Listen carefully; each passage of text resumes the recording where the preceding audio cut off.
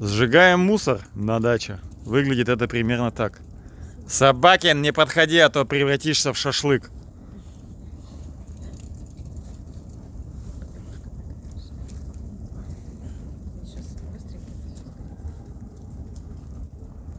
Это у фотокамеры внутри?